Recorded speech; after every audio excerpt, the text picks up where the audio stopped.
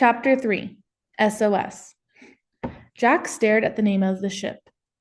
You know what happened to the Titanic, don't you? He said softly. Annie nodded. It hit an iceberg and sank, she said. But I don't get it. I thought the ship was unsinkable. That's what people thought when the Titanic was built, said Jack, but they were wrong. Suddenly, steam gushed out of the ship's smokestacks. Then the engines cut off. The Titanic stopped moving. We'd better go home, said Jack. There's nothing we can do here. We'll have to find another lost ship, a safer one. No, we have to stay and help, said Annie. We can escape in the treehouse anytime we want. But what can we do, said Jack. This ship's going to sink no matter what. We can't change history, and we can't take anyone into our time with us. Yeah, but maybe there's some way we can help, said Annie. How? Said Jack. I don't know, said Annie. Let's look around. Holding Teddy, she disappeared down a small stairway. Jack followed her to a lower level. Annie put Teddy down on the deck. The dog sniffed the chunks of ice that had fallen off the iceberg. The ship seemed strangely empty. Where is everyone? Annie asked. Maybe they're still asleep, said Jack. They probably don't even know the ship hit something. Annie and Jack started toward the front of the Titanic. Come on, Teddy, said Annie. The little dog scampered after them. They passed the round windows of different rooms on the ship. Jack looked through them as they went by. He saw exercise bikes and rowing machines in one room. In another, there were palm trees, bamboo chairs, and tables.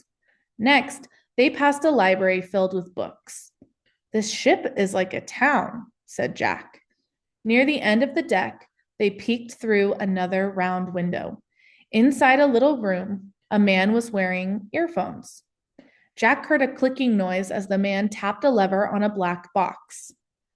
What's he doing? Whispered Annie. Jack shrugged. Another man stood nearby. He had a white beard and wore a fancy uniform. Send the international call for help, he ordered to the man with the headphones. Tell all ships close by to come at once. We're sinking. Yes, Captain, said the man. Great, they're calling for help, Annie whispered. Jack shook his head. I don't think help will come, he said. He shined the flashlight on the book and found a picture of the radio operator. He read quietly to Annie. After the Titanic hit the iceberg at 11:40 p.m., the ship's radio operator sent out an SOS. An SOS is the International Distress Signal in Morse code. Unfortunately, the only ship near the Titanic had turned off its radio for the night. All the other ships who received the message were too far away to help. When the Titanic sank around 2:20 a.m., she was all alone. That's terrible, said Annie. I wonder what time it is now, said Jack. I don't know, said Annie. Jack pulled out his notebook and wrote, SOS sent out. Titanic sinks at 2:20 a.m. He's leaving, whispered Annie. Hide, whispered Jack. He and Annie moved quickly into the shadows. The captain stepped out onto the deck.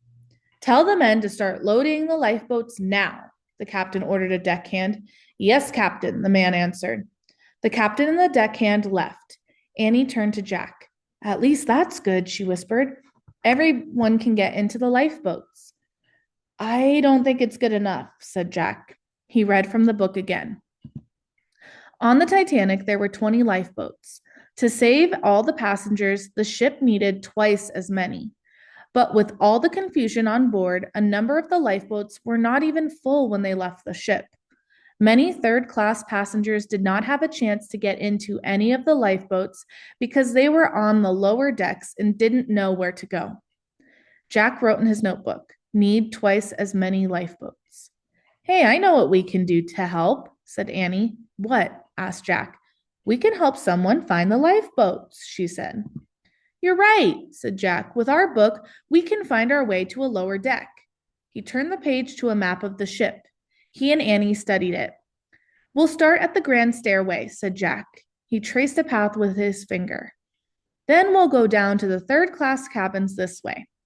Good plan, said Annie. Jack looked back through the door. The radio operator was still tapping out his message over and over and over. SOS, whispered Jack. He took a deep breath. Okay, he said. Let's go.